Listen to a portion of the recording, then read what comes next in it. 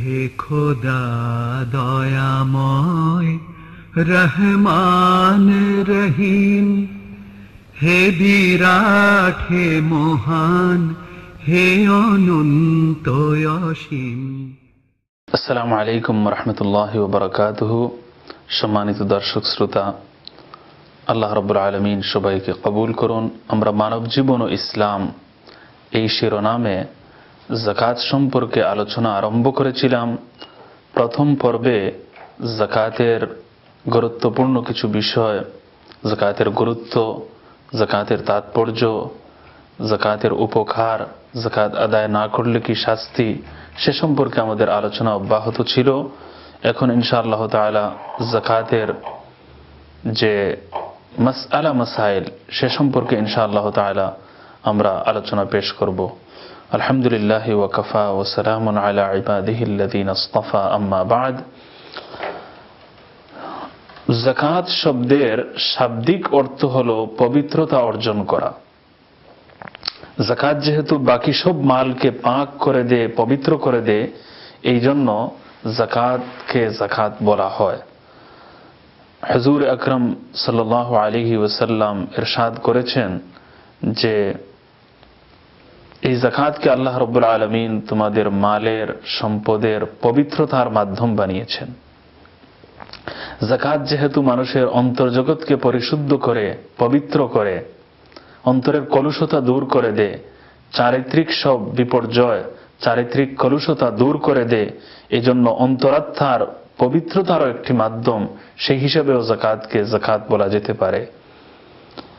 কোরআন শরীফের মধ্যে আল্লাহ রাব্বুল আলামিন ইরশাদ করেছেন, খুয মিন আমওয়ালিহিম সাদাকাতান তুতাহহিরুহুম ওয়া তুযাক্কিহিম বিহা ওয়া সাল্লি আলাইহিম ইন্না সালাতাকা সাকানুল লাহুম।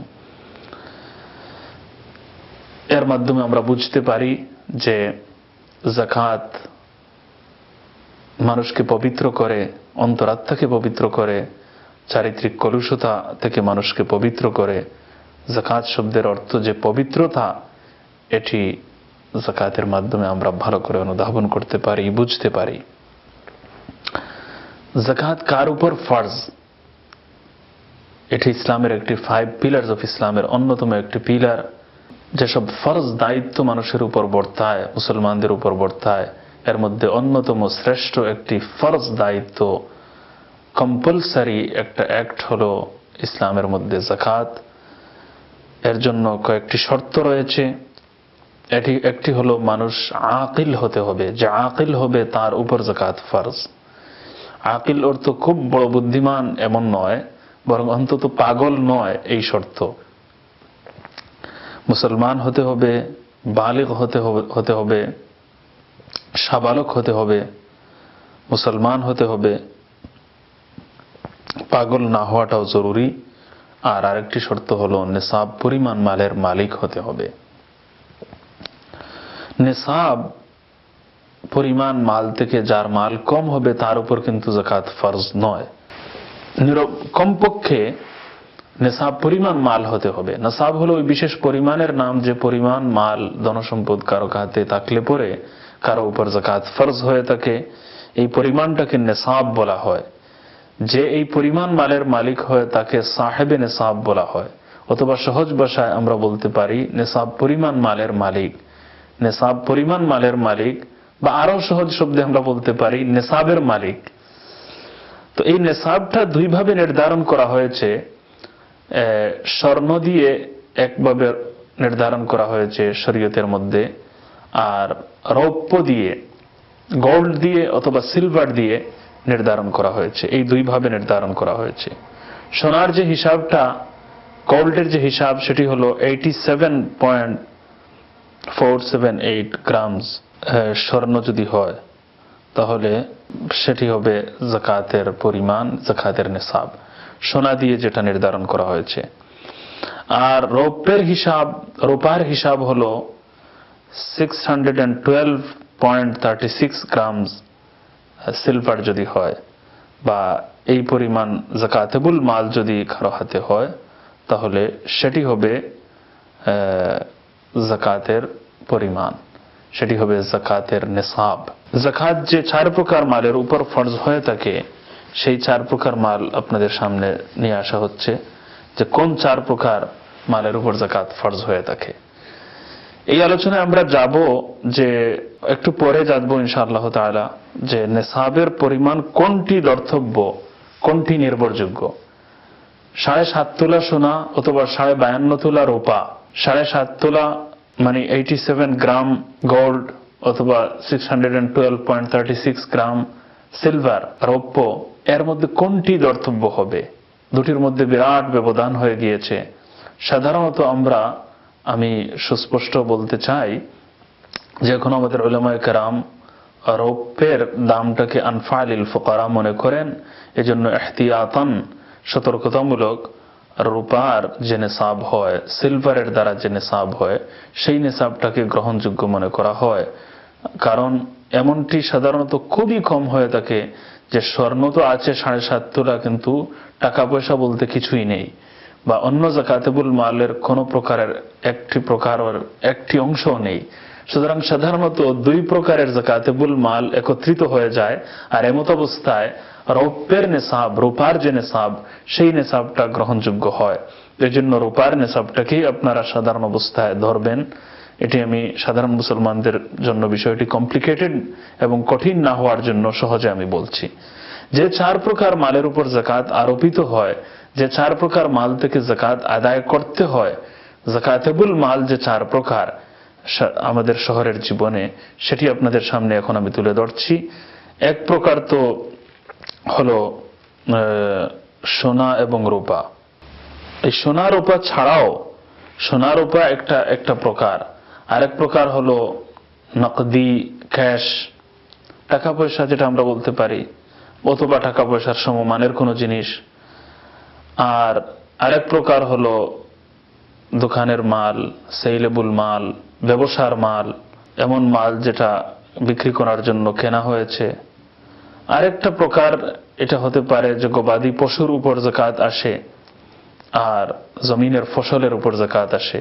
তো গবাদি পশু এবং জমিনের ফসল বিষয় দুটি আমরা আজকের আলোচনার বাইরে রাখলাম। শুধু শহরের জীবনে সাধারণত এই 4 প্রকার মালের উপর যাকাত আরোপিত হয়। এর মধ্যে এক প্রকার হলো স্বর্ণ, এক প্রকার হলো রৌপ্য, গোল্ড এন্ড সিলভার, সোনা বা রূপা। এই সোনা এবং রূপার ব্যাপারে ব্যাখ্যা হলো যে সোনা এবং রূপা যে কোনো উদ্দেশ্যে হোক, হানাফি মাযহাব অনুযায়ী যাকাত ফরজ। এটা ব্যবহারের অলংকার হোক, ব্যবহারিক অলংকার হোক, অথবা বিক্রির জন্য আপনি কেনেন, অথবা যে অবস্থায়, যে সুরতে, যেভাবেই আপনার হাতে থাকুক, আপনি যদি সোনা এবং রূপার মালিক হয়ে থাকেন, এর উপর যাকাত আসবে, যাকাত আদায় করতে হবে। আর অন্যান্য ডায়মন্ড সহ অন্যান্য যেসব দামি পাথর রয়েছে, অলংকার রয়েছে, সেসবের উপর যাকাত আরোপিত হবে না, যেহেতু যাকাত একটি ইবাদত এবং ইবাদতের ব্যাপারটি শরীয়ত আমাদের সামনে সুনিশ্চিত করেছে। সুতরাং এগুলো লা ইউদরাকু বিল কিয়াস, এগুলোকে আকল দ্বারা, বুদ্ধি দ্বারা আর কিয়াস করে আমরা বোঝার চেষ্টা করব না, বরং শরীয়ত কর্তৃক নির্ধারিত যেসব বিষয় রয়েছে সেগুলি সরাসরি এবং সুস্পষ্ট যেসব ইবাদত রয়েছে সেগুলোকে আমরা কিয়াস করব না, আকল দিয়ে সেগুলো আমরা বোঝার চেষ্টা করব না, বরং আল্লাহ পাক এবং তার পেয়ারা রাসূল সাল্লাল্লাহু আলাইহি ওয়াসাল্লাম যেভাবে আমাদের জন্য সুস্পষ্ট করে দিয়ে গিয়েছেন, বর্ণনা করে দিয়েছেন, সে অনুযায়ী আমাদেরকে আমল করা জরুরি। দ্বিতীয় প্রকার মাল হলো, তৃতীয় প্রকার স্বর্ণ এবং রৌপ্য, শেষ হলো নকদি বা ক্যাশ। ক্যাশ যেটাকে আমরা বলি, বা এর সমমানের কোনো জিনিস, টাকা পয়সা, কারেন্সি, এর উপর এটি হলো এক প্রকার যাকাতুল মাল। এটাও আমি যদি মালিক হই, তাহলে যে উদ্দেশ্যে হোক, যেখানে রাখা থাকুক, ঘরে রাখা থাকুক, বাসায় রাখা থাকুক, ব্যাংকে থাকুক, পকেটে থাকুক, যে পয়সাটা ঘরের মধ্যে আছে অথবা ব্যাংকের মধ্যে আছে। আর অনেকে আবার মধ্যখানে প্রশ্ন করেন যে ক্যাশের মধ্যে তো অনেক সময় ইন্টারেস্ট বা সুদ থাকে, সুদের পয়সার উপর, হারাম মালের উপর তো আর যাকাত আরোপিত হয় না, যাকাত আসে না। পুরো মালটাই সুদের পয়সা যদি হয় তাহলে সেটা সাদকা করে দিতে হবে। টাকা পয়সার ব্যাপারে আরেকটা ধারণা অনেকের থাকে যে না, আমি এই পয়সাটা তো আমি বিয়ের জন্য আলাদা করে রেখেছি, এটা থেকে আমি কেন দেব? তো না, বিয়ের জন্য যদি আলাদা করে রাখা হয়, কেউ বিয়ে শাদীতে খরচ করতে চান অনেক বেশি, মনে মনে ভাবেন যে এটা তো আমি খরচ করার জন্য আমি অনেক নতুন যারা যুবক রয়েছেন তারা অনেক পয়সা আলাদা করে রাখেন, সেই পয়সার উপর অনেকে মনে করেন যে মনে হয় যাকাত আসবে না, এটা তো আমি বিয়ের জন্য আলাদা করে রেখেছি। অথবা একটি হজের জন্য অনেকেই আলাদা করে রাখেন যে পুরো পয়সাটাই তো আল্লাহর রাস্তায় খরচ হবে, আমি যখন আল্লাহর রাস্তায় বের হব, হজের জন্য যাব, তখন এই পুরো পয়সাটাই তো আল্লাহর রাস্তায় খরচ হবে, এখন এর উপর থেকে আবার কেন আমি যাকাত আদায় করব, এটা আমার হজের জন্য আলাদা করা পয়সা। এই কথাটিও ঠিক নয়, বরং যেদিন যাকাতের বৎসর পূর্ণ হবে সেই দিন আপনাকে আমাকে দেখতে হবে যে আজ আমি কি পরিমাণ টাকা পয়সার মালিক, আর এই মালিকানাটা যদি এখনো বলবৎ থাকে, খরচ যদি এখনো না হয়ে গিয়ে থাকে, অথবা ওয়াজিবুল আদা মানে পরিশোধযোগ্য যদি হয়ে না গিয়ে থাকে, তাহলে এর উপর থেকে যাকাত আদায় করতে হবে। যেমন অনেক জিনিস রয়েছে টাকা পয়সার মধ্যে, মানে এই সবগুলো অন্তর্ভুক্ত। কয়েকটি আমি বলেছি যে পয়সা ঘরের মধ্যে রাখা আছে অথবা ব্যাংকের মধ্যে রাখা আছে, হালাল পয়সা, হালাল টাকা, ক্যাশ, এগুলোর উপর যাকাত আদায় করতে হবে। শাদীর জন্য যদি কেউ শাদীতে খরচ করার জন্য যদি আলাদা করে রাখে থাকে, তাহলে সেই পয়সার উপর যাকাত আসবে। হজের জন্য যদি আলাদা করে রাখে, তাহলে সেই পয়সার উপর যাকাত আসবে, মানে যাকাত আদায় করতে হবে। এছাড়া অনেক লনস অ্যাডভান্সড রয়েছে, অ্যাডভান্স ডিপোজিট রয়েছে, যেটা আপনি পেয়ে যেতে পারবেন, নিয়ে আসতে পারবেন, বা আপনার ইচ্ছায় সেটা জমা দিয়েছিলেন এবং পরবর্তীতে আপনি পাবেন। এমন সব ডিপোজিট লোনস এর উপরও, অ্যাডভান্স ডিপোজিট লোনস এর উপরও যাকাত আসবে, এটিও ক্যাশের কিন্তু অন্তর্ভুক্ত। এছাড়া যেসব সেভিং সার্টিফিকেটস রয়েছে, সেভিং সার্টিফিকেট রয়েছে, বন্ডস রয়েছে, আরো যেসব ইকোনমিক সার্টিফিকেটস রয়েছে যেগুলো নগদ টাকার অর্থে সমতুল্য, সেগুলোর উপর যাকাত আসবে, যাকাত সেগুলো থেকে আদায় করতে হবে। ক্যাশের অন্তর্ভুক্ত বিদেশি কারেন্সিও, কোন সময় আমার হাতে কিছু রিয়াল পড়ে আছে, কিছু দিরহাম পড়ে আছে, কিছু পাউন্ডস, কিছু ডলার, অন্য দেশের কিছু পয়সা মানুষ রেখে থাকে, আর সেগুলো মনে করে আছে এগুলো তো এমনিতেই আমার হাতে আছে, এর উপর যাকাত আসবে কি না চিন্তা হয় অনেকের। আসলে কিন্তু কথা ঠিক নয়, এই সবগুলো কাউন্টেবল এবং সবগুলোর উপর যাকাত আরোপিত হবে। এই কথাগুলো আপনারা এই টাকা পয়সা বা ক্যাশের ব্যাপারে মাইন্ডে রাখবেন ইনশাআল্লাহ তাআলা। এছাড়া ব্যবসার মাল এক প্রকার, সেলেবল মাল, ব্যবসার মাল, মালে তিজারত, বাণিজ্যিক পণ্য আমরা বলতে পারি, এটা হলো একটা প্রকার, এক প্রকার যাকাতেবুল মাল, যাকাত আদায়যোগ্য মাল হলো এর এক প্রকার মাল, এক প্রকার সম্পদ হলো বাণিজ্যিক পণ্য, বিজনেস গুডস বা বাণিজ্যিক পণ্য, মালে তিজারত, ব্যবসার মাল, যাই বলেন, এর মধ্যে এর সংজ্ঞা হলো যে মাল কেনার সময় বিক্রয়ের উদ্দেশ্যে লাভ উপার্জনের জন্য, মুনাফা অর্জনের জন্য যে মাল কেনা হয়েছে বিক্রয়ের উদ্দেশ্যে, সেই মালটাকে শরীয়তের পরিভাষায় যাকাত আদায়ের ক্ষেত্রে যাকাতেবুল মাল ধরা হয়, ব্যবসার মাল গণ্য করা হয়। এর মধ্যে বেশ কিছু জিনিস অন্তর্ভুক্ত রয়েছে, যেমন বিভিন্ন কোম্পানি ফ্যাক্টরিতে অনেক কিছু কেনা হয়, এর মধ্যে একটাকে মুনজামিদ আসাসা বলা হয়। মুনজামিদ আসাসা বলা হয় যেমন র মেটেরিয়াল রয়েছে, বিজনেস স্টক রয়েছে, কোনটা আছে সেটাকে বলতে পারেন আপনি রেডি মাল, একেবারে রেডি মাল রয়েছে, কিছু র মেটেরিয়াল, কিছু রেডি মাল, অনেক শেয়ারস রয়েছে, তো সেই শেয়ারসের উপর যাকাত আসবে। যদি পুরো শেয়ারটাই যদি বিক্রয়ের জন্য আপনি কিনে থাকেন, ক্যাপিটাল গেইনের উদ্দেশ্যে যেসব শেয়ার সাধারণত কেনা হয়ে থাকে, সেই সব শেয়ারসের উপরও যাকাত আরোপিত হয়, যাকাত আসে। স্বর্ণ এবং রৌপ্য ছাড়া বিক্রির জন্য যত সব, স্বর্ণ রৌপ্য যদি এটা বিক্রির জন্য কেনা হয়ে থাকে, সেটাও কিন্তু ব্যবসার মাল বা বাণিজ্যিক পণ্য, যে এক প্রকার যাকাতেবুল মাল, এর অন্তর্ভুক্ত হবে। এছাড়া আপনি এই যে ঘরোয়া জিনিস যেসব আছে, যেমন ঘর, নিজের বাসা, যত দামি হোক না কেন সেটা যাকাতেবুল মাল নয়। ঘরের ব্যবহারের যেসব জিনিসপত্র রয়েছে সেগুলো যাকাতেবুল মাল নয়। আপনি ভাড়া দেওয়ার জন্য একটা ঘর ধরেন কিনেছেন বা কোনো একটি জিনিস কিনেছেন, এই শুধু ভাড়া দেবেন আর এ থেকে উপার্জন করবেন, সেই রেন্টেবল যেসব মাল রয়েছে, ভাড়া দেওয়ার উদ্দেশ্যে কেনা হয়েছে, এমন সব জিনিসের মূল দামের উপর যাকাত কিন্তু আরোপিত হবে না। এই বিষয়গুলো আপনারা মাইন্ডে রাখবেন। যাকাতের এই নিসাব, এই 4 প্রকার মাল, এই 4 প্রকার ধনসম্পদের উপর শহরের জীবনে সাধারণত যাকাত আরোপিত হয়। একটা হলো স্বর্ণ, একটা হলো রৌপ্য, আর একটা হলো টাকা পয়সা ক্যাশ, আর একটা হলো বিজনেস গুডস, ব্যবসার মাল।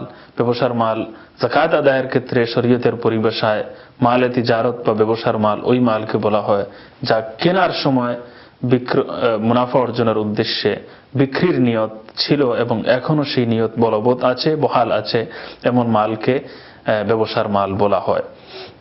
এই 4 প্রকার মালের কোন এক প্রকার, কয়েক প্রকার অথবা সবকটি প্রকার একত্রিত করেও যদি 52.5 তোলা রূপার দাম হয়ে যায়, 612.36 গ্রাম সিলভারের দাম, রৌপ্যের দাম যদি হয়ে যায়, তাহলে সেটি নিসাব, সেটাকে বলা হবে নিসাবের পরিমাণ।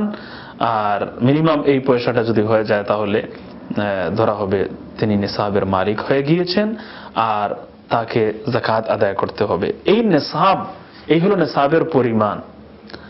আর এই 4 প্রকার মালের কোন এক প্রকার, কয়েক প্রকার অথবা সবকটি প্রকার একত্রিত করেও যদি মিনিমাম নিসাবের পরিমাণটা অর্জিত হয়ে যায়, তাহলে এই নিসাবের উপর আরেকটি শর্ত যাকাত আদায়ের জন্য রয়েছে।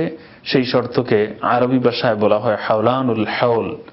হাওলানুল হাওল অর্থ হলো বৎসর অতিবাহিত হওয়া। নিসাবের উপর বছর পূর্ণ হওয়ার একটি শর্ত রয়েছে। এখানেই যত সব ভুল, আল্লাহ মাফ করুন, আল্লাহ ক্ষমা করুন, এখানেই যত সব ভুল রয়েছে যে বছর অতিবাহিত হওয়ার অর্থ আমরা ভালো করে অনুধাবন করতে পারিনি, বুঝে উঠতে পারিনি যে বছর অতিবাহিত হওয়ার অর্থ কি। প্রথমত, বছর বলতে ইংরেজি বৎসর নয়, সৌর বৎসর নয়, বরং চাঁদের মাস অনুযায়ী যে বৎসর হয়, যেটাকে আমরা সাধারণত আরবি মাস বলে ফেলি, ইসলামিক ক্যালেন্ডার বলে ফেলি, অথচ বাস্তবতা হলো যে ইংরেজি বছরটা অন-ইসলামিক কোনো বছর নয়। সৌরজগতের সঙ্গে ইসলাম এবং দ্বীনের অনেক বিরাট সম্পর্ক রয়েছে। সূর্যের সঙ্গে আমাদের নামাজের ওয়াক্তের সম্পর্ক রয়েছে। প্রতিদিন সৌর ক্যালেন্ডারের সঙ্গে আমাদের বিরাট ইবাদত বন্দেগীর সম্পর্ক রয়েছে। কিন্তু অনেকগুলো বিধিবিধানের সম্পর্ক চাঁদের মাসের সঙ্গে যেহেতু রয়েছে, এই জন্য চাঁদের মাসকে সাধারণত অনেকেই বলে ফেলেন এটা ইসলামিক ক্যালেন্ডার। ব্যক্তিগতভাবে আমি ইসলামিক ক্যালেন্ডার বললে এখানে একটা সামান্য রেসিজমের বাতাস পাওয়া যায় যে ওইটা মনে হয় ইসলামিক নয়, নন ইসলামিক। না, ওইটাও ইসলামিক, কিন্তু আমাদের বিভিন্ন হুকুম আহকাম, মাসের সম্পর্ক, তারিখের সম্পর্ক চাঁদের মাসের সঙ্গে যেহেতু সংশ্লিষ্ট রয়েছে, এজন্য এটার একটা গভীরতম সম্পর্ক ইসলামের সঙ্গে রয়েছে। আর সূর্যের সঙ্গেও বিভিন্ন হুকুম আহকাম এবং বিধিবিধানের সম্পর্ক রয়েছে। জোহরের ওয়াক্ত রয়েছে, আসরের ওয়াক্ত রয়েছে, মাগরিবের ওয়াক্ত রয়েছে, ফজরের ওয়াক্ত রয়েছে, এগুলোর সম্পর্ক সূর্যের সঙ্গে।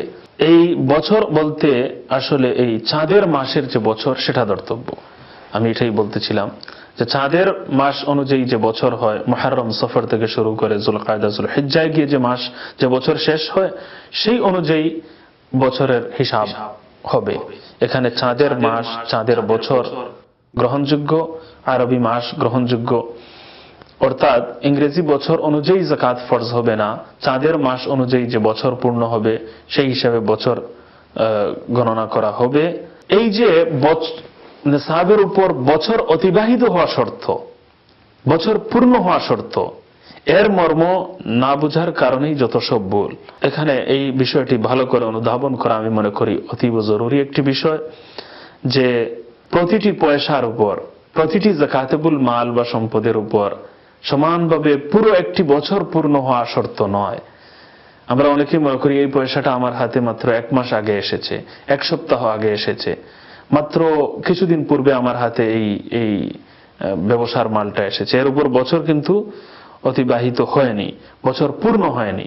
প্রত্যেকটি যাকাতুল মাল, বিশেষত টাকা পয়সার ব্যাপারে অনেকেই মনে করেন যে এই টাকাটা মাত্র কিছুদিন হলো আমার হাতে এসেছে, এই টাকার উপর তো যাকাত আসবে না, এই কারেন্সির উপর, এই পয়সার উপর, এই ক্যাশের উপর যাকাত তো আসার কথা নয়, যাকাত আরোপিত হবে না, যাকাত আদায় করতে হবে না, অল্প দিন আগে আমার হাতে এসেছে। বরং যাকাতের নেসাবের উপর বছর অতিবাহিত হওয়ার অর্থ হলো এই পুরো সমষ্টিগত নেসাবের উপর বছর অতিবাহিত হওয়া। এর অর্থ হলো যে যেদিন একজন মানুষ, মানে মূল মাসআলাটা আমি আপনাদের সামনে ক্লিয়ার করতে চাই, যেদিন প্রথমবার একজন মানুষ নেসাবের মালিক হলো যে তারিখে, ফর এক্সাম্পল ধরেন একজন মানুষ রবিউল আউয়াল মাস, চাঁদের মাসের একটি মাস, এই মাসে প্রথমবার জীবনে নেসাবের মালিক হলো, মিনিমাম নেসাবের পরিমাণের মালিক হলো সে। ধরেন 400 পাউন্ড হলো তার যাকাতুল মাল, কোন এক প্রকার, কয়েক প্রকার বা সবকটি প্রকার একত্রিত করে ধরেন 400 পাউন্ড হলো, আর সেটি 52.5 তোলা রূপার দাম, 612 গ্রাম সিলভারের দামের সমান। সেই কারণে সে প্রথমবার ধরেন রবিউল আউয়াল মাসের 10 তারিখ সে জীবনে প্রথমবার মিনিমাম ব্যালেন্স অফ নেসাবের মালিক হলো। এখন তার বছর পূর্ণ হবে, সেই লোকটির বছর পূর্ণ হবে আগামী বছর 10 রবিউল আউয়াল, রবিউল আউয়ালের 10 তারিখ তার উপর তার যাকাতের বছর পূর্ণ হবে। এখন প্রথম দিন সে নেসাব পরিমাণ মালের মালিক ছিল। এখন পরের বছর যেদিন পূর্ণ হবে, আগামী বছর 10 রবিউল আউয়াল, সেই আগামী বছর 10 রবিউল আউয়াল দেখবে সে আজকে আমার হাতে মিনিমাম ব্যালেন্স অফ নেসাব আছে কি না। যদি এই 2 তারিখে মিনিমাম ব্যালেন্স অফ নেসাব থাকে আর মধ্যখানে যদি একটু কম বেশ হয়েও যায়, তবু এর উপর কোনো কথা নেই। মধ্যখানে যদি একটু কম হয়, বেশি হয়, এটা ধর্তব্য নয়। এর দ্বারা যদি হঠাৎ কম হয়ে যায় তাহলে যে আবার নেসাব শেষ হয়ে গিয়েছে, নতুনভাবে বছরের হিসাব আরম্ভ করতে হবে, বিষয়টি এমন নয়।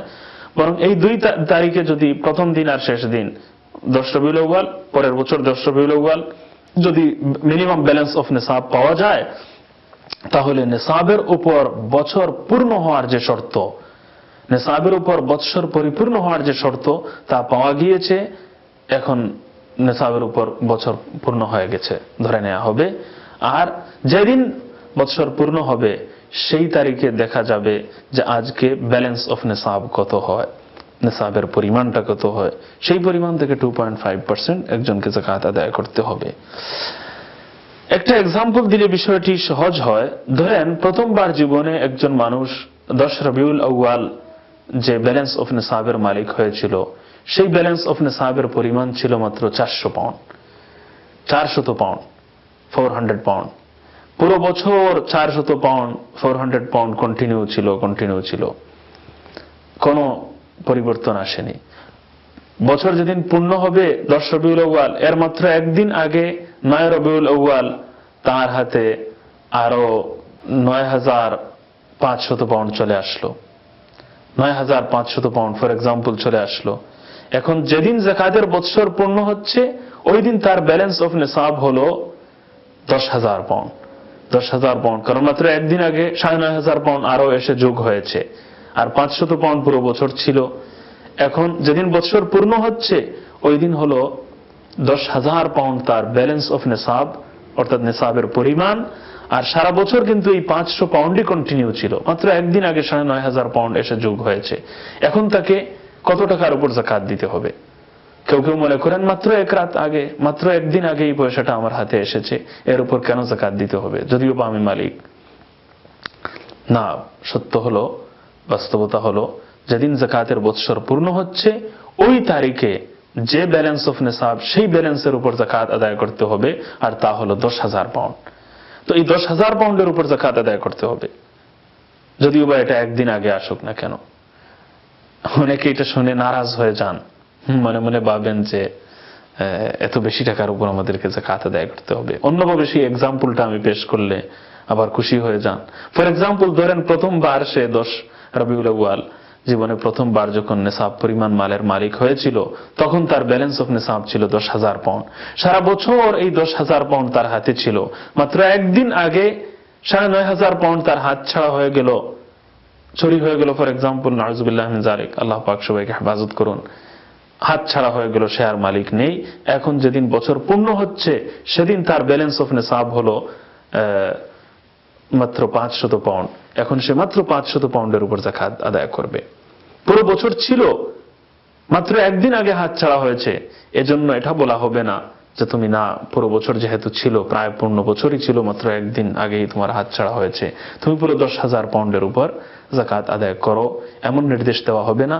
বরং যেদিন যাকাতের বৎসর পূর্ণ হচ্ছে সেই 10 রবিউল আউয়াল সে দেখতে পাচ্ছে যে আজ আমার ব্যালেন্স অফ নিসাব, নিসাবের পরিমাণ হলো মাত্র 500 পাউন্ড, সুতরাং এই 500 পাউন্ডের উপর যাকাত দিতে হবে। একদিন আগে আসলো, কিন্তু যদি একদিন আগে 9,500 পাউন্ড যোগ হওয়ার কারণে যেদিন বছর পূর্ণ হচ্ছে ওই দিন যদি তার উপর 10,000 পাউন্ড থেকে যাকাত আদায় করতে হচ্ছিল, সেটা জুলুম নয়, কারণ আছে বলেই আল্লাহ রাব্বুল আলামিন নির্দেশ দিচ্ছেন, ওয়া মা রাব্বুকা বিযাল্লামিল লিল আবিদ। আল্লাহ পাক বান্দাদের উপর জালিম নন, তিনি যেটা আছে সেই পরিমাণের উপর আল্লাহ রাব্বুল আলামিন যাকাত ফরজ করে থাকেন। তো আশা করি বিষয়টি ক্লিয়ার হয়ে গেছে যে নিসাবের উপর বৎসর অতিবাহিত হওয়ার শর্ত বলতে কি বোঝায়, এই এক্সাম্পল দ্বারা বিষয়টি ক্লিয়ার হয়ে গেছে। এখানে আমি আরেকটি বিষয় বলতে চাই, সেটি হলো যে যারা অনুমানিক যাকাত আদায় করেন, অনুমান করে যাকাত আদায় করে ফেলেন, আন্দাজা করে, অনুমান ভিত্তিক যাকাত আদায় করেন, এখানে তাদের কত মারাত্মক ভুল হতে পারে। তারিখ ঠিক করা কিন্তু জরুরি। তারিখ যদি ঠিক না হয় তাহলে ব্যালেন্স অফ নিসাবের মধ্যে পার্থক্য হওয়া যে স্বাভাবিক, সেই কথাটি আমার মনে হয় আপনাদের বুঝতে আর কোনো কষ্ট হচ্ছে না। বড় বড় বিজনেসম্যান যারা রয়েছেন তাদের ব্যালেন্স অফ নিসাব একদিনের ব্যবধানে, সকাল বিকালের ব্যবধানে অনেক পার্থক্য হয়ে যেতে পারে, কারণ বিজনেসের রেট কম হচ্ছে, বেশি হচ্ছে। ব্যালেন্স অফ নিসাব, নিসাবের যে পরিমাণ, সেটা একদিন 2 দিনের ব্যবধানে 1-2 লক্ষ টাকা, কয়েক হাজার টাকা বেশি হতে পারে, কমও হতে পারে, কয়েক লক্ষ টাকা বেশি হয়ে যেতে পারে, কমও হয়ে যেতে পারে। যেমন আপনারা উদাহরণের মাধ্যমে বুঝেছেন যে মাত্র একদিন আগে 9,500 পাউন্ড এসে যোগ হওয়ার কারণে বৎসর পূর্ণ হওয়ার দিন তার ব্যালেন্স অফ নিসাব হচ্ছে 10,000 পাউন্ড। এবারে 10,000 পাউন্ডের উপরে যাকাত আদায় করতে হচ্ছে। এখন যদি কেউ এর আগের দিনের হিসাব অনুযায়ী দিয়ে দেয় তাহলে তার কিন্তু যাকাত আদায় হচ্ছে না। তো এই জন্য একটা প্রশ্ন যদি সবাইকে করা হয় যে জীবনে আরবি মাস অনুযায়ী, চাঁদের মাস অনুযায়ী মুহররম সফর থেকে শুরু করে যুলহিজ্জা পর্যন্ত যে বছর পূর্ণ হয়, সেই বছরের হিসাব অনুযায়ী তুমি প্রথমবার কোন তারিখে নিসাব পরিমাণ মালের মালিক হয়েছিলে, সেই তারিখটাই তোমার যাকাত হিসাব করার জন্য, যাকাতের বৎসর গণনা করার জন্য নির্ভরযোগ্য তারিখ। আর প্রতি বছর তোমাকে এই তারিখটাই ফলো করে যাকাতের হিসাব আদায় করতে হবে, এই হলো মাসআলা। কিন্তু বলো তো দেখি, কোন দিন জীবনে কোন তারিখে প্রথমবার মিনিমাম ব্যালেন্স অফ নিসাবের মালিক তুমি হয়েছিলে? মনে হয় 100% মুসলমান ফেল হয়ে যেতে পারেন, নাউজুবিল্লাহ, কিছু সংখ্যক মানুষ ছাড়া। মানে কোন তারিখে, এটা তো আমরা হিসাব করি না। কেউ আছেন যেমন প্রথমবার স্যালারি যখন পেয়েছেন, জীবনে প্রথমবার নিসাব পরিমাণ মালের মালিক হয়েছিলেন। বাবার সম্পদের তো আর মালিক হননি এখনো, বাবা জীবিত আছেন। আর হয়তো স্যালারি বা বেতন প্রথমবার চাকরিজীবী হওয়ার পর যেদিন প্রথম পেয়েছিলেন, তখন তিনি মিনিমাম ব্যালেন্স অফ নিসাব, সর্বনিম্ন ব্যালেন্স অফ নিসাবের মালিক হয়ে গিয়েছিলেন। কিন্তু ওই তারিখটি আরবি মাসের অনুযায়ী, আরবি বছর অনুযায়ী, চাঁদের মাসের বছর অনুযায়ী যেহেতু যাকাত আদায় করতে হয়, সেই হিসাবে উচিত ছিল যে ওই তারিখটি কি ছিল, প্রথমবার মিনিমাম ব্যালেন্স অফ নিসাব এর মালিক হওয়ার এই তারিখটি কি ছিল সেটি জানা আমাদের উচিত ছিল, দরকার ছিল। কিন্তু এটি আমরা ধরে রাখিনি, হিসাব করিনি। এখন উলামায়ে কেরাম এই সমস্যা যেটা আমাদের সামনে রয়েছে, এর সমাধান আমি বলে যাই, কারণ এই সমাধানটা ক্লিয়ার যদি না হয় তাহলে পরবর্তী আলোচনার মধ্যখানে একটা কনফিউশন থেকে যাবে যে এই সমস্যা কিভাবে দূর করা যায়। উলামায়ে কেরাম, ফুকাহায়ে কেরাম, ইসলামের আইন বিশেষজ্ঞগণ পরামর্শ দিয়েছেন যে এখন থেকে একটা তারিখ ঠিক করে নিতে হবে। আর সেই তারিখটি আপনারা অনেকেই যেহেতু রমাদান মাসে যাকাত আদায় করে থাকেন, রমাদানের তারিখও হতে পারে। রমাদানের একটা তারিখ ঠিক করে নেবেন আর এই তারিখ অনুযায়ী যাকাত আদায় করবেন। প্রতি বছর এই তারিখকে কিন্তু আগামীতে ফলো করতে হবে। আর অতীতের যাকাতের ব্যাপারে, পাস্ট পিরিয়ডের যাকাতের ব্যাপারে বলা হয়েছে যে অতীতের যাকাত একটু বেশি করে আদায় করে দিবেন, যাতে আপনার উপর কোনো যাকাত না থাকে অবশিষ্ট। মানে অনুমান ভিত্তিক আদায় করবেন, একটু বেশি করেই দিয়ে দেবেন, যেহেতু যাকাতের মাল যদি সম্পদের মধ্যে অবশিষ্ট থেকে যায়, বাকি থেকে যায়, তাহলে সেটা বাকি সব মালের জন্য ধ্বংসের কারণ হয়ে যেতে পারে আর বড় গুনাহ। এজন্য যাকাত যেহেতু একটি ফরজ দায়িত্ব, এই ফরজ দায়িত্ব থেকে নিষ্কৃতি পাওয়ার জন্য অতীতের যাকাত আনুমানিক হিসাব করে একটু বেশি করে আদায় করে নিয়ে আগামীর জন্য একটি তারিখ নির্ধারণ করবেন, আর আগামীতে প্রতি বছর এই একটি তারিখকেই ফলো করবেন। প্রতি বছর ওই তারিখে আপনার ব্যালেন্স অফ নিসাব কি, নিসাবের পরিমাণ কি, তা আপনি নির্ধারণ করবেন। আশা করি বিষয়টি সুস্পষ্ট হয়ে গেছে।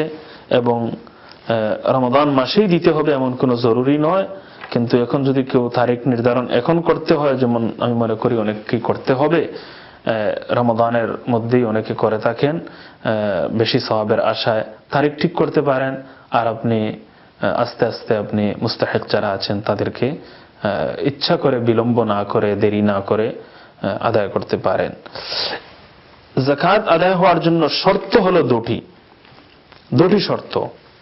একটা শর্ত হলো যে যখন আপনি যাকাত দেবেন তখন যাকাতের নিয়ত থাকতে হবে, ইন্টেনশন থাকতে হবে যে আমি যাকাত আদায় করছি।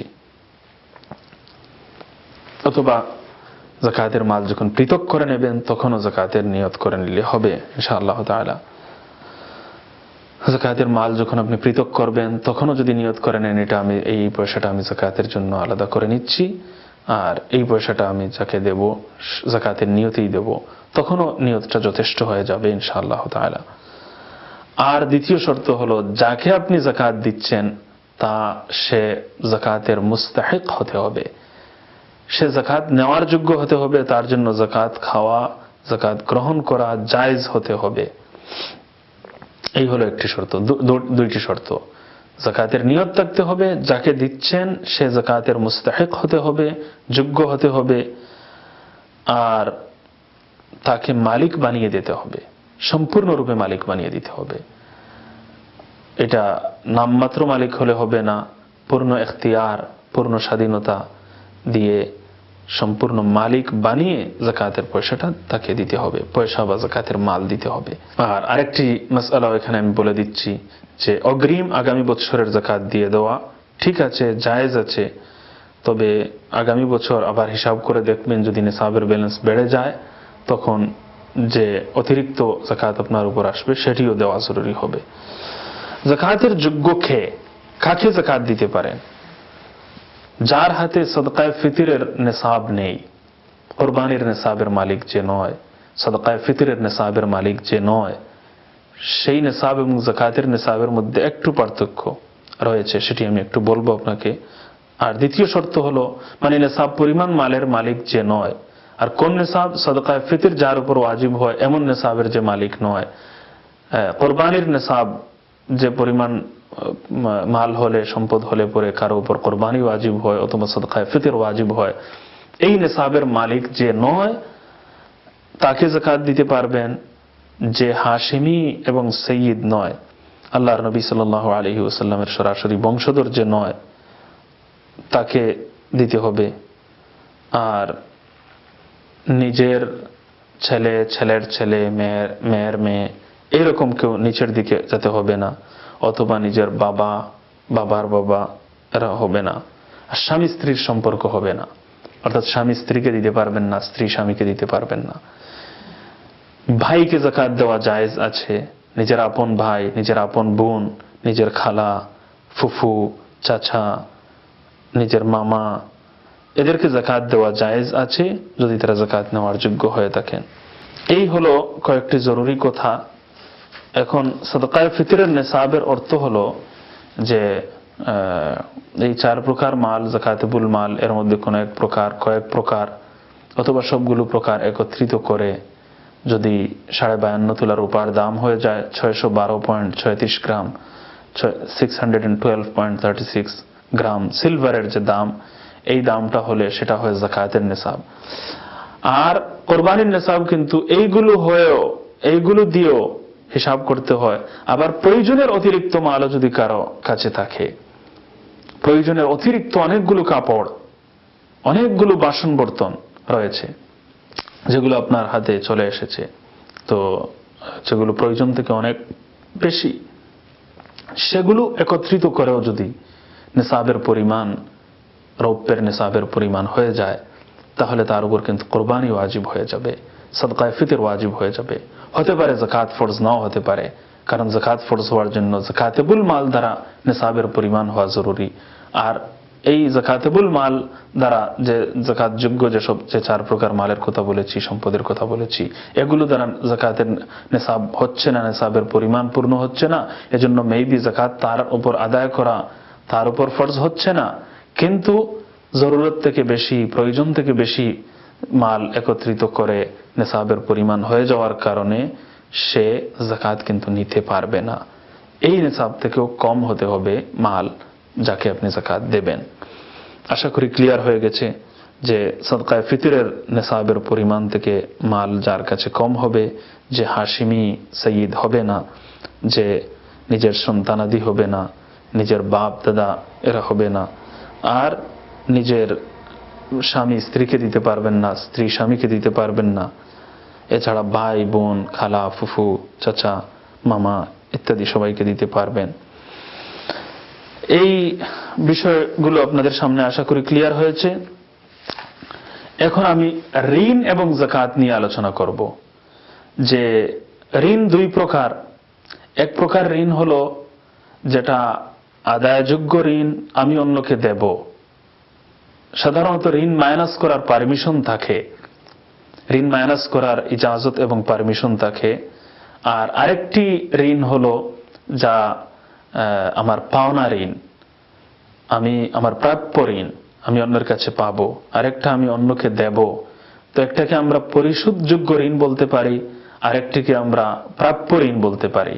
একটা পাওনা ঋণ আর একটা দেনা ঋণ।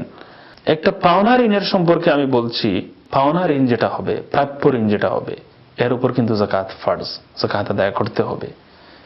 এটি আমি ওই যে ক্যাশ যে এক প্রকার যাকাতেবুল মাল, এর মধ্যে এটাকে কাউন্ট করতে হবে, পাওনা ঋণ, প্রাপ্য ঋণকেও।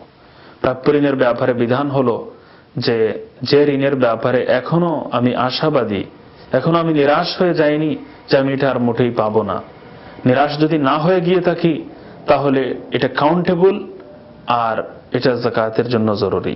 শুধু শরীয়তের মধ্যে একটা ইজাজত দেওয়া হয়েছে, যে একটা অনুমতি শুধুমাত্র দেওয়া হয়েছে যে প্রাপ্য ঋণের উপর যাকাত তো ফরজ, কিন্তু এই মুহূর্তে আদায় করা, গরিব পর্যন্ত পৌঁছে দেয়া, গরিবকে মালিক বানিয়ে আদায় করে ফেলা, আদায় করে দেয়া, এটি কিন্তু জরুরি নয়। যেহেতু পয়সা আমার হাতে নেই, পয়সা অন্যজন ঋণ করে নিয়ে গিয়েছেন, এই জন্য যাকাত তো ফরজ। ফর এক্সাম্পল, আমি কাউকে 1000 পাউন্ড দিয়েছি আর সে আগামী 5 বছর পরে দেবে। এই 5 বছর পরে যখন আমার হস্তগত হবে, তখন বিগত 5 বছরের পূর্ণ যাকাত আমাকে আদায় করে ফেলতে হবে, আদায় করে দিতে হবে। আর যদি আমি প্রতি বছর নিয়মিত আদায় করে যাই তাহলে সেটি সবচেয়ে উত্তম এবং এর দ্বারা যাকাত আদায় হয়ে যাবে। এই পরামর্শ আমরা 2 কারণে দিয়ে থাকি। প্রাপ্য ঋণটার যাকাত যদি আপনি পরবর্তীতে অনেক কয়েক বছর পরে যদি আপনি একসঙ্গে আদায় করতে চান, তাহলে এখানে একটি সমস্যা যে একসঙ্গে অনেক বড় বোঝা হয়ে যাবে, অনেক বেশি পরিমাণ যাকাত আদায় করতে হবে। তো আপনি মনে করবেন যে আমার তো অনেক দিন আমি অনেককে দিলামও, অন্যকে আমি দিলামও, নিজেও কোনো উপকৃত হতে পারলাম না, আর এখন দেখা যায় বড় একটা অংশ চলে যাচ্ছে যাকাত আদায়ের মাধ্যমে। তো এটা একটু ভারী বোঝা হয়ে যেতে পারে, কঠিন হতে পারে। এজন্য নিয়মিত যদি কেউ পারেন তাহলে প্রতি বছর তার ক্যাশের হিসাব যখন করবেন তখন এর মধ্যে প্রাপ্য ঋণটাকেও কাউন্ট করে নেবেন, শামিল করে নেবেন, আর এইভাবে যাকাত আদায় করতে থাকবেন। এই হলো এক কথা। দ্বিতীয় কথা হলো যে অনেক সময় মানুষের হায়াত মত, জীবন মরণের কথা বলা যায় না, কখন কার ইন্তেকাল হয়ে যায়। যদি আমি মারা যাই আর আমার প্রাপ্য ঋণ আগামী আরো 2-3 বছর পরে, 5 বছর পরে একজন ব্যয় করবে, আদায় করবে, আমার ওয়ারিশগণ, আমার উত্তরাধিকারী যারা হবেন, তারা কি জানেন যে আমি যাকাত আদায় করিনি? তারা তো হয়তো নাও করতে পারেন, তারা ভাগ বাটোয়ারা করে নিয়ে যাবেন, কিন্তু আমার উপর যাকাত কিন্তু ফরজ ছিল, সেটি কিন্তু আমি আদায় করতে পারিনি। এই কারণে প্রতি বছর নিয়মিত আদায় করে নিলে ভালো হয়। একান্ত অসুবিধা বা সমস্যা থাকলে ওসিয়ত করে যাওয়াটা উচিত। আর যদি কিস্তিতে এই ঋণটা পরিশোধ হয় তাহলে আদায় করে নিলে তবুও ভালো প্রতি বছর, কিন্তু যদি একটি মিনিমাম নেসাবের যে পরিমাণ আছে, মিনিমাম নেসাবের পরিমাণের 1/5 হস্তগত হওয়ার পর সেই অংশের যাকাত আদায় করে নেওয়া জরুরি। আর এর চেয়ে কম হলে সেটির উপর এখনো আদায় করা জরুরি হবে না। আশা করি ক্লিয়ার হয়ে গেছে বিষয়টি। আর আরেকটা হলো পরিশোধযোগ্য ঋণ, সেটি মাইনাস করা জায়েজ আছে। তাৎক্ষণিক পরিশোধযোগ্য ঋণের ক্যাটাগরিতে যেসব ঋণ আসে সেগুলো আমি মাইনাস করতে পারবো। আর আরো কিছু ঋণ রয়েছে, সেগুলো আমি বলবো ইনশাল্লাহ। যেমন ধরেন কিছু এমন মাল রয়েছে যেগুলো পরিশোধযোগ্য ঋণ, তাৎক্ষণিক পরিশোধযোগ্য পর্যায়ের যেসব ঋণ রয়েছে এসব ঋণকে মাইনাস করা যায়। আমি একটি ওয়াশিং মেশিন কিনবো, কারো কাছ থেকে আমি ধার নিয়েছি 300 পাউন্ড, আমি কোনো একটা জিনিস কিনবো, দেশে যাব, খরচ করব, এই পর্যায়ের যেসব ঋণ আছে এগুলোকে আমরা মাইনাস করতে পারবো। এখানে মর্গেজের ঋণের ব্যাপারটি আসে, শেয়ারসের বিষয়টি আসে।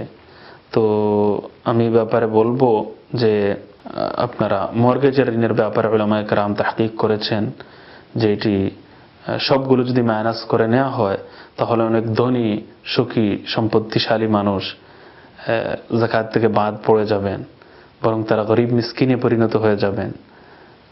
যাকাত তাদেরকে দেওয়া জরুরি হয়ে যাবে তখন। একজন মানুষ তার অ্যাকাউন্টে 50,000 পাউন্ড রয়েছে, কিন্তু সে 200,000, এবং আমরা মনে করি সুখী একটা ফ্যামিলি, ভালো একটা পরিবার, সে আগামী 25 বছর সময়কালে তার গড়ের দাম হয়তো সে 250,000 পাউন্ড পে করবে, আর ব্যাংকে এখনো 50,000 পাউন্ড হয়তো আছে ফর এক্সাম্পল। এখন সে যদি টোটাল ঋণটা মাইনাস করে ফেলে, টোটাল ঋণটা যদি বিয়োগ দিয়ে দেয়, তাহলে সে উল্টো আরো 150-200,000 পাউন্ডের ঋণই থেকে যাবে। 250,000 পাউন্ড ফর এক্সাম্পল ঋণ, আর 50,000 পাউন্ড তার অ্যাকাউন্টে আছে। কেউ মনে করতে পারে যে সে মাশাআল্লাহ সুখী, সম্পত্তিশালী, ভালো অবস্থায় আছে। এখন সে টোটাল ঋণটা যদি মাইনাস করে, মর্গেজ বাবদ, ঘর কেনার মর্গেজ যেটা আমি বলছি, সেই বাবদ যদি ঋণটা যদি মাইনাস করে, সে উল্টো 200,000 পাউন্ডের ঋণই সাব্যস্ত হবে। আর সেই ঋণগ্রস্ত মানুষ ফকির মিসকিনের পর্যায়ে চলে যাবে।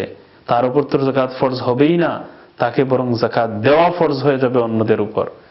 তো অন্যদের জন্য এই একটা দায়িত্ব হয়ে পড়বে এদেরকে যাকাতের পয়সা পৌঁছানো কিভাবে যায়। এই জন্য উলামায়ে কেরাম বলেছেন যে এইসব লোকজন তাদের ঋণকে মাইনাস করতে পারবেন না, কারণ এটি বিশেষ নিয়মে কিস্তিতে পরিশোধযোগ্য, বিশেষ লম্বা একটা সময়কাল রয়েছে, বেশ কয়েক বছরে, 20-25 বছরে বিশেষ নিয়মে এই যাকাতটা কিন্তু আদায় করতে হয়, এই ঋণটা আদায় করতে হয়। এজন্য এইসব ঋণ মাইনাস করা যাবে না। এইসব ঋণের ব্যাপারে উলামায়ে কেরাম মন্তব্য করেছেন, তাহকিক করেছেন যে যাকাত যেহেতু একটি ইয়ারলি ইবাদত, বাৎসরিক ইবাদত, এজন্য বৎসর যখন পূর্ণ হবে তখন আপনি দেখবেন যে তাৎক্ষণিক আদায়যোগ্য ঋণের পরিমাণ কি, এবং এই মর্গেজ বাবদ ঋণ আগামী 1 বছর পর্যন্ত কি পরিমাণ আসে, সেই পরিমাণটা মাইনাস করার পারমিশন আছে। এর চেয়ে বেশি মাইনাস করতে পারবেন না। শেয়ারসের ব্যাপারটি আপনাদের সামনে আমি বলবো। শেয়ারস 2 প্রকার, 2 টাইপস অফ শেয়ারস রয়েছে। বিভিন্ন কোম্পানির শেয়ারস, একটা ক্যাপিটাল গেইনের উদ্দেশ্যে শেয়ারস থাকে। সেই ক্যাপিটাল গেইনের উদ্দেশ্যে যে শেয়ারস হবে, মানে যে পুরো শেয়ারটাই কিনেছেন, দাম বাড়ার সঙ্গে সঙ্গে আপনি বিক্রি করে ফেলবেন, এমন সব শেয়ার, মানে বাৎসরিক মুনাফায় আমি শরিক হব, নিয়মতান্ত্রিকভাবে মুনাফা কি হচ্ছে, লাভ ক্ষতিতে আমি শরিক হব, এটা আমার স্থায়ী শেয়ার হবে, আর এর মুনাফায় আমি বাৎসরিক মুনাফায় অংশীদার হব, এমন নয়। বরং স্টক এক্সচেঞ্জ ইত্যাদি থেকে যেসব শেয়ার কিনা হয় আর সেটি বিক্রি করে ফেলা হয় দাম বাড়ার সঙ্গে সঙ্গে, এমত অবস্থায় পুরো শেয়ারটাই হবে যাকাতেবুল মাল। যেদিন যাকাতের বৎসর পূর্ণ হবে ওই দিন দেখবেন আপনার কাছে স্বর্ণ থাকলে তার মার্কেট ভ্যালু কি, আর রৌপ্য থাকলে তার মার্কেট ভ্যালু কি, আর অন্যান্য জিনিসের উপর তার মার্কেট ভ্যালু কি, এগুলো জানবেন। আর শেয়ারসের দাম কি সেটি জানার চেষ্টা করবেন। পুরো শেয়ারসের যে ওই দিন যে মার্কেট ভ্যালু হবে, যাকাতের বৎসর পূর্ণ হওয়ার দিন যে মার্কেট ভ্যালু হবে সেটি গ্রহণযোগ্য বিবেচিত হবে এবং সেই দামটা কাউন্ট করে ব্যালেন্স অফ নিসাব তৈরি করবেন, নির্ধারণ করবেন। আশা করি বিষয়টি ক্লিয়ার হয়ে গেছে। আর বার্ষিক মুনাফায় অংশীদার হওয়ার উদ্দেশ্যে যে শেয়ারস কেনা হয়, সেই শেয়ারসটার ব্যাপারে ইসলামের নির্দেশনা হলো যে ব্যালেন্স শিটের মাধ্যমে জানতে হবে যে এই কোম্পানির মধ্যে যাকাতুল মাল কি আছে আর কত পার্সেন্ট যাকাতুল মাল রয়েছে এবং কত পার্সেন্ট যাকাতুল মাল নয়।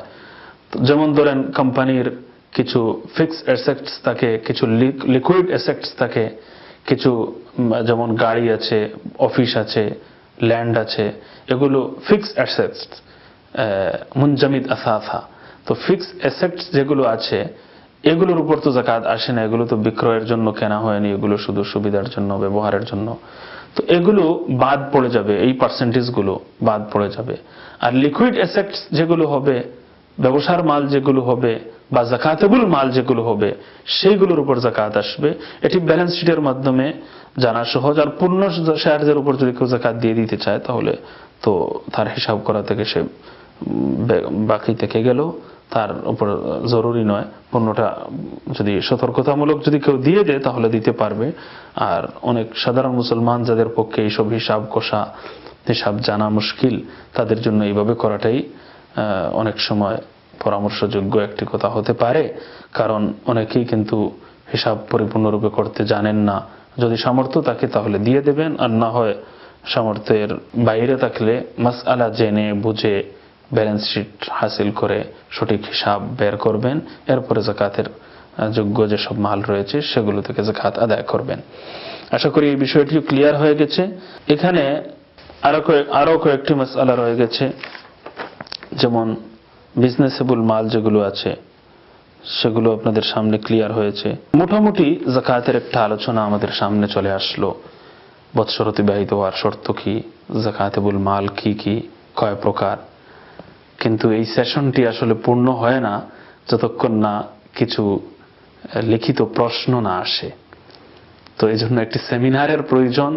রেকর্ডেড বক্তব্যের মাধ্যমে সবগুলো বিষয় কিন্তু ক্লিয়ার হয় না। আপনারা এমন সব প্রশ্ন আশা করি নোট করে নেবেন, লিখে নেবেন, আর এরপর উলামায়ে কেরামের শরণাপন্ন হবেন। যারা যোগ্য বিজ্ঞ মুফতি সাহেবান আছেন তাদের কাছ থেকে আপনারা জানার চেষ্টা করবেন।